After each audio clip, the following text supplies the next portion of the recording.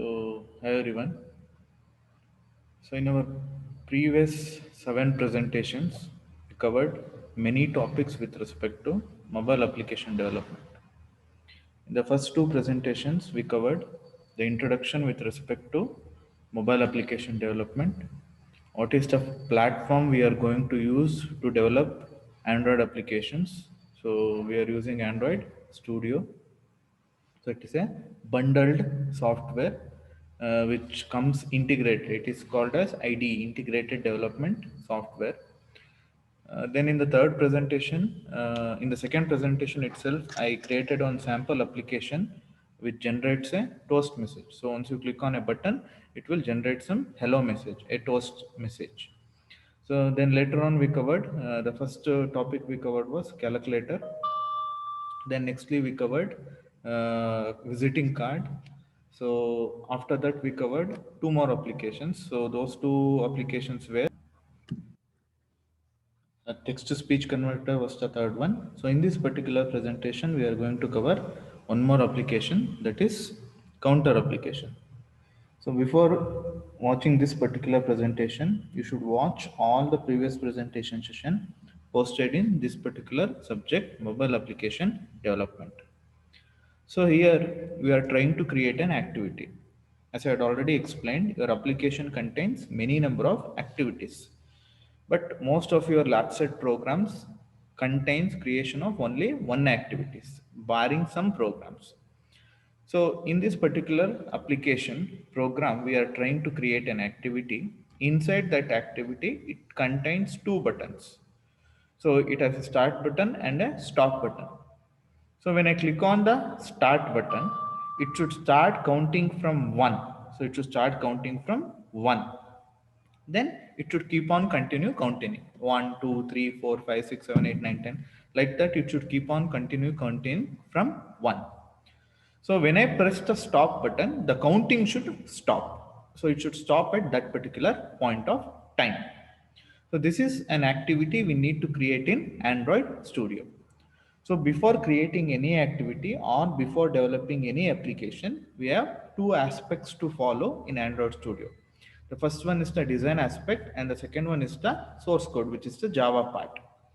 So let us see how we can design this particular application. So once we come up with a good design, then we can write our Java code.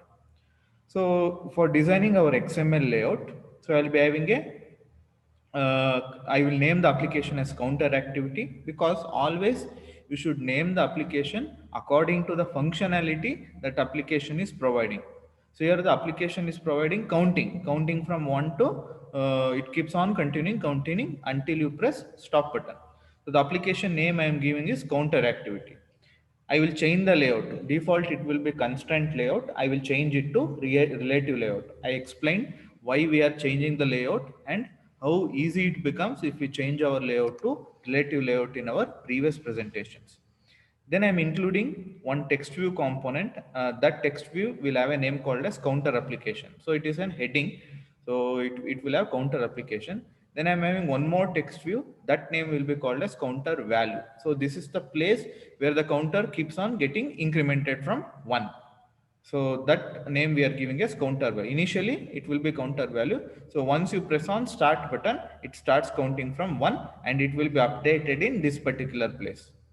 Then we are having two buttons, one start button to start counting from 1, one stop button to stop the counting which is currently happening. So this is the design part we need to do with respect to this particular application. Next, when it comes to Java code, so I will explain in detail what are all the things we are considering when I take up the application. But for time being, you need to understand two important factors. The first one is, whenever you are developing an application or whenever you are dealing with threads, there are mainly two types of threads. The first one is called as user interface thread, or we can also call that one as the main thread. And the second type of threads are background threads. So this main thread or user interface thread will just update the results from your background thread. So your background thread will perform some activity. It will give some results to the main thread that will be updated in the user interface, that is UI thread. So in a similar manner, for counting from 1 to and keep on continuing, we are using some background thread. So in order to create a background thread in Android Studio, we can use a class called as handler class. So this is the class which helps to create background thread. So inside that background thread, it will start counting. So this class has some predefined methods. With the help of those methods, it starts counting from 1. So that will happen with the help of runnable interface. This interface I had explained when I had covered object oriented concepts.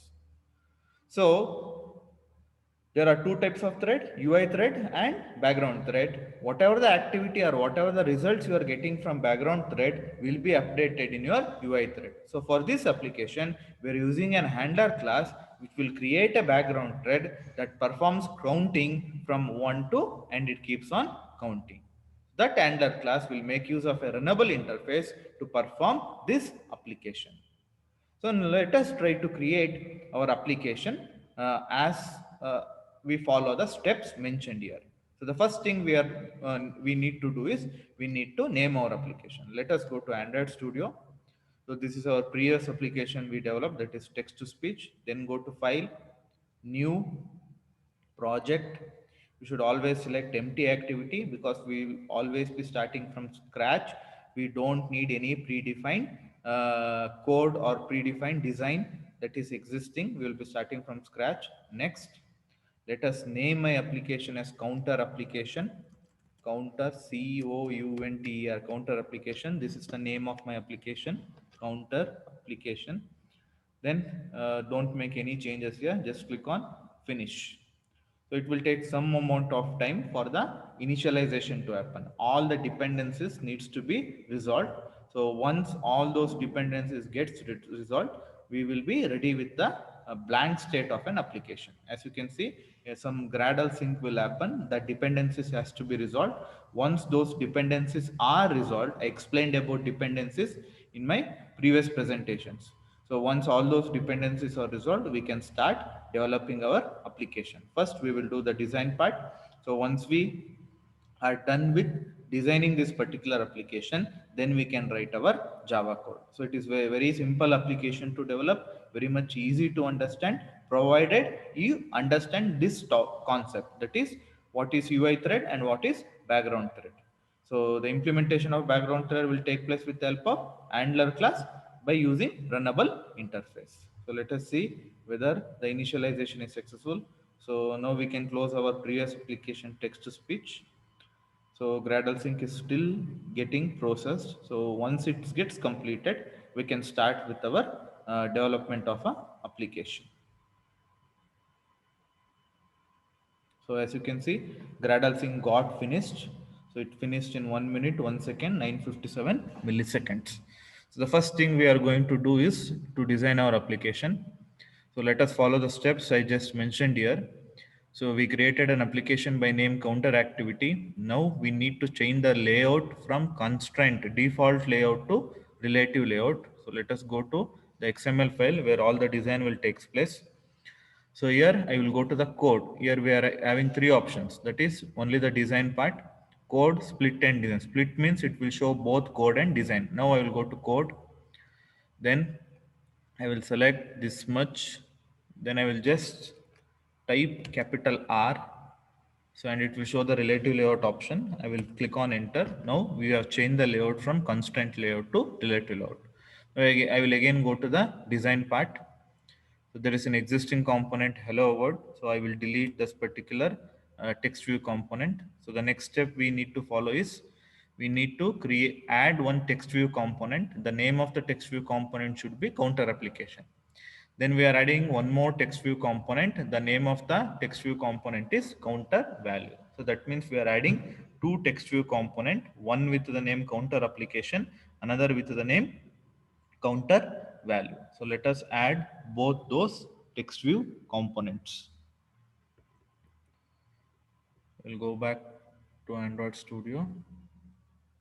So I'm adding one text view component, as you can see.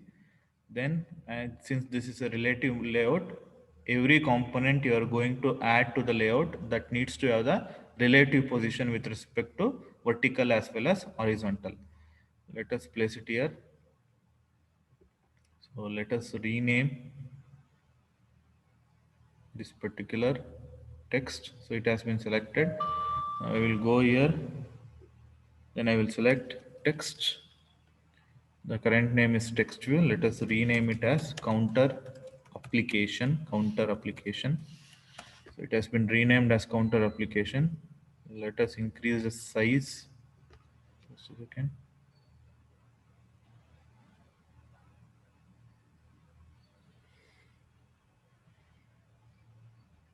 So let me increase the size of this particular text view component first. So let's go to text size and make it 36 sp. So now, as you can see, so let me center align this. So for that we need to go to gravity. Inside gravity, for center, that needs to be made true. So now it has been center aligned. Counter application, as you can see, this is my, if you want we can make this one as bold also, but that is not needed for time being. So let us make it bold because it will look good. So let's go to style, text style, bold, make it true. So now it has been made bold. So let us realign this. Yeah, it is done now. This is my first text view component with the name counter application. I will add one more text view component. That name would be counter value. So this is one more text view component. I need to realign the positions of this text view component. So I'm realigning the position of this text view component. Then I will drag and drop this text view component to the position where I want. So let us drag and drop it here. So I will rename this particular text view component to counter value. So let us rename it as counter value. So it has been renamed. So let me increase the size of this particular text view component. So I will go to size. So it should be lesser than the size of our previous text view component. Let us make it 30 sp. So once it has been done, so we can properly align it. So let us make it center aligned first. So I will go to gravity. So inside gravity center, true, it has been made center aligned. So let us properly align this particular text view component so that it looks good. Yeah, it looks fine now. Let us drop it a little below. This is where your value keeps on getting incremented. So this is the place. So now we added two text view component. So the next step we need to follow is we need to add two buttons. So for the name of the first button is start and the name of the second button is stop. So let us add those two buttons. So button, this is my first button. Let us align the positions of this particular button. Now we should rename this particular button to be start. Let's go to text. Text. Now the text is currently button. We should rename that as start. So it has been done. So if we want, we can increase the size. So otherwise, we can directly increase the size. And also, we need to access this particular button in our Java code. So for that, let us change the ID. So whenever we want to access a particular component in Java code, we are accessing the component with the help of an ID. Every component you are going to add to your XML code will have an ID. So similarly, this button also has an ID. So let us check the ID of this particular button. So it is showing button. So let us rename this particular ID. Let us make it as button btn start, because it makes, so whenever we are referencing, it will be easy for us to reference. So that's why I'm changing the ID to btn underscore start. So click on refactor. So this is the things you need to do. So let us add one more button. So this is stop button. So you need to align the relative positions. Let us align the relative positions of this particular button. So drag and drop this particular button just below your start button. So make sure it is having same width and height of your start button. Now we can rename this particular button. So just click on this particular button, go to text, then rename it as stop. Stop. It has been renamed. So as we can see, it has been renamed. Let us increase the height of this particular button a bit. So it looks good now. Just click on this particular button, then go to ID. Let us change the ID. So btn underscore stop. So using this ID, we are going to reference this particular component in our Java code. Just click on refactor. So this completes our design. So this is our design. So we have we added two text view component. This is the name of this particular application. We added one text view counter value. This is the place where all the counting will takes place. Then we added two buttons, start and stop button. So when I click on start button, it will start counting from 1. When I click on stop, it should stop counting. So this is all the design you need to be familiar with while developing this particular application. Now we shall move on to the Java part and start writing our code to complete this particular application. So the first thing we need to do is, so we need to obtain the IDs of this particular buttons. So this particular buttons plays a major role because why? So this is where the event is getting generated. So you are clicking this particular button. When you click on the start button, an event gets generated. For that particular event, what should happen? The counter should start counting from 1. So an event, a corresponding action for the event will happen. So that's why first let us take the reference of these two particular buttons. So for that to happen, first let us create the references. So button. So we are having button start, two buttons we are having, button start, and one more button is button stop. These are the two references we are having, button start and button stop. So just click on Alt Enter, it will import class. So it will resolve the error, button start. So as you can see, it is still showing in gray part. Why? Because we have not added the reference set. We just created button, but this button start and button stop should point to this particular buttons. So that we are going to see how we are going to do that. Then I need to increment this particular counter value. So this is a text view component. So for this also I need a reference. So let us see the ID of this particular. It is showing as text view 1. So let it be as text view 2 only. So let us keep it as text view 2 only. So I will go to my Java file again. Then I will write text view. This is my second component. And let's name it as text counter. Text counter. So this particular text counter should develop a reference to counter value. So for that, the ID is text view 2. That we are going to align the reference as we develop our code. Then the counting should start from 1. So let we make our initial value to be 1. So the counting will start from 1. As I had already explained in my notepad, so all the execution, the counting will happen with the help of background thread. Your background thread will be implemented with a class called as handler class. So that's why I need to create an object for the handler class. So let us create an object for the handler class. Handler, custom handler. So this is an object I am creating for my handler class. New. So whenever you want to create an object in Java, you need to use an operator called new operator, which assigns memory for the object during runtime. So this custom handler is the thread which is going to perform the counting from 1 with the help of a runnable interface. It will use a runnable interface to perform the counting.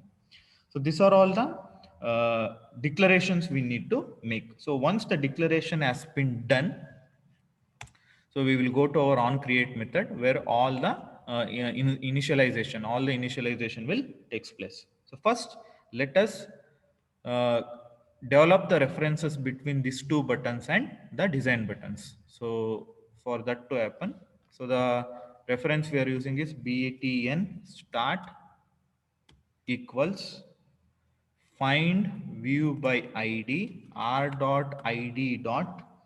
So what is the reference, what is the id of that particular button? We had used button start. As you can see, it is getting displayed. Similarly, btn stop equals find view by id r dot id dot button stop. So this is the reference for the stop button. Now this button start is pointing to start button, this button stop is pointing to stop button. Similarly, let us create the reference for text counter. Txt counter equals find view by id r dot id dot text view 2. This is the second text component. So let us name it as text view 2. So now when we click on this particular start button, an event gets generated. So when we click on this particular button, what should happen? Now we have developed the references between start button and button start. So when you click on button start, which is nothing but clicking on start button, when you click on button start, so there is a listener interface, set on click listener. What should happen? So when you click on that particular button, start button, then what should happen? On click of that particular button, we should start incrementing the counter value from 1. So for that to happen, we are using the handler class. So we have created an object for our handler class, custom handler. So I will use that particular object, custom handler. Then I will call the method of that particular custom handler, that is post delete. What this will do, this will call, as you can see, it is showing the prototype. So just a second, I will show you the prototype so that you will get a clear picture. As you can see, this is the prototype we are using. Runnable. So the parameters we need to pass is one runnable interface, and from what time it should start counting. From what time it should start counting. For example, whether it should wait for some seconds, then start counting. Other whether it should start counting from current time itself. That we need to mention.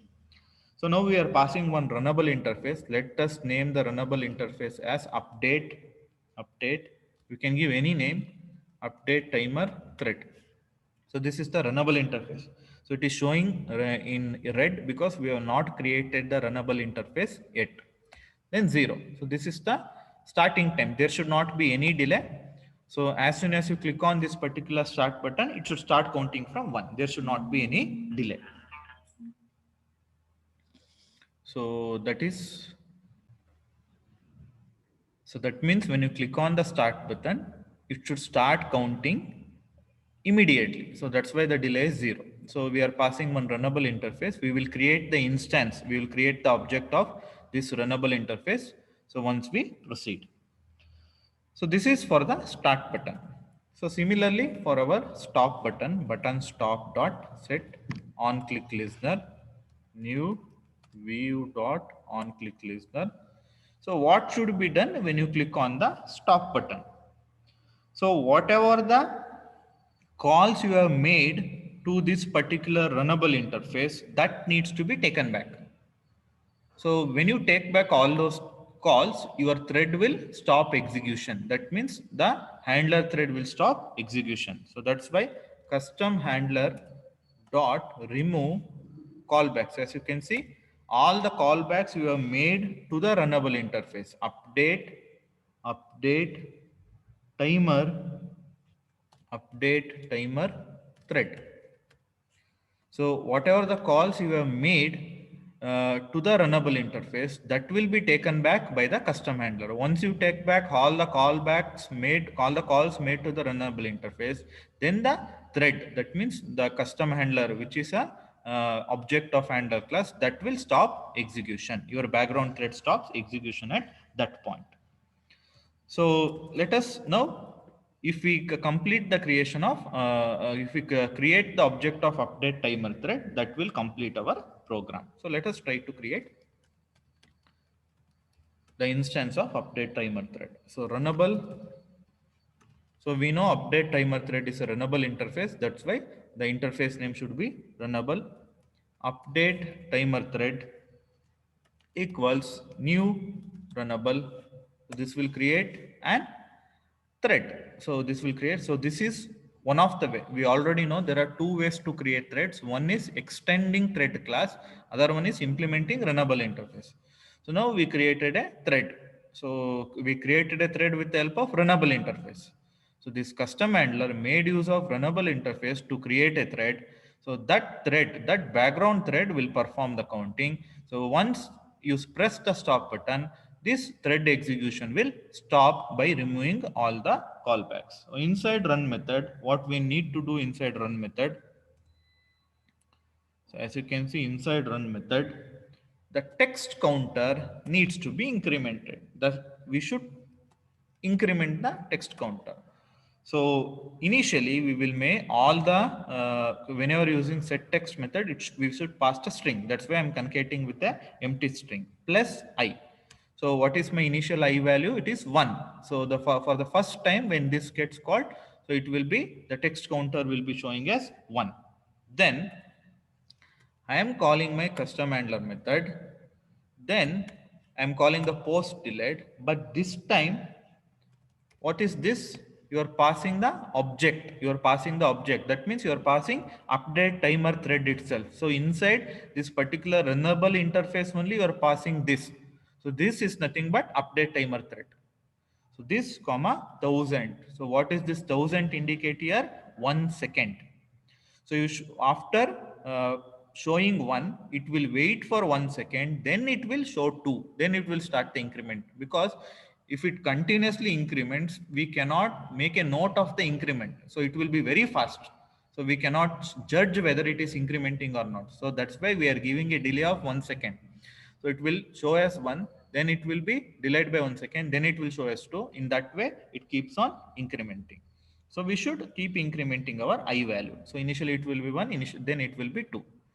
So till what time this particular incrementation will happen? Until you click on the stop button. So if you don't click on the stop button, then this incrementation will keep on taking place. So it will be a repeated call. So it will be in a loop. It actually all the background threads will perform in a loop until there is some external action. What is the external action here? You are clicking on the stop button. So once you click on the stop button, what are all the calls you made to this particular runnable interface that will be taken back? Then the thread stops execution. So this completes our Java code. So there is nothing difficult here. So what all we did, so when you click on the start button, so you are calling the post delayed method of custom handler. So the parameters we are passing is one runnable interface and the delay. So inside runnable interface, it will create a thread. Inside the thread, the execution will happen. After incrementing, for every incrementation, we are delaying it by 1 second so that we can properly see the incrementation happening. So if you want to stop the incrementation, once you click on the stop button, all the calls made to our runnable interface will be taken back. Then the thread stops execution. So this completes all the Java code needed for this particular application. So what will happen when you click on the start button? The counter values should start counting from 1 and it will keep on counting until you press the stop button. Let us try to see how this particular application will work. So what you need to do here, you just need to go on this particular run button. So once you click on the run button, this particular emulator will show up. So emulator name is, it is having an API level of 28. The phone we are using is Pixel 4 phone. So let us click on the run button. It will take some amount of time for all the compilation, for all the code binding, for all those necessary conversion from high level to machine level language. Then the emulator will show up with this particular design. Once the emulator shows up, we can check the functionality, whether it is working correctly or not. As you can see, the Gradle invocation got finished with 0 errors. So there are no errors in our Gradle in our compilation. So it will take some amount of time because whenever you're creating an interface, so that interface initialization will take some amount of time. So let us wait until our emulator shows up. As you can see, the system is getting booted. So this particular emulator is getting booted. So usually when you are having high level configurations in your system, then it won't take much amount of time for the emulator to show up. So if the configuration is low, that is if you are working with RAM lesser than 8 GB, then you might face significant lag. So now the phone is getting started up. So once it gets started up, our application needs to get installed inside this particular phone. So once it gets installed, it will show the application. Let us see. So actually there are some issues with the emulator. So I will make sure that I verified whether the application is running on my mobile phone. So it is running correctly. So I will screen record that particular application being run in my mobile phone. Then I will post that particular video. So there is some problem with the emulator. It is not getting booted up properly. So I will check that. So in the meantime, I will run the application on the mobile phone. Then I will share the same uh, same screen recording of that particular application being run. So just go through the entire presentation. So if you still found any doubts with respect to this particular application, that is counter application, you can ping me the doubts. So I will make sure I will share that particular video of application getting executed in my mobile phone. Thank you.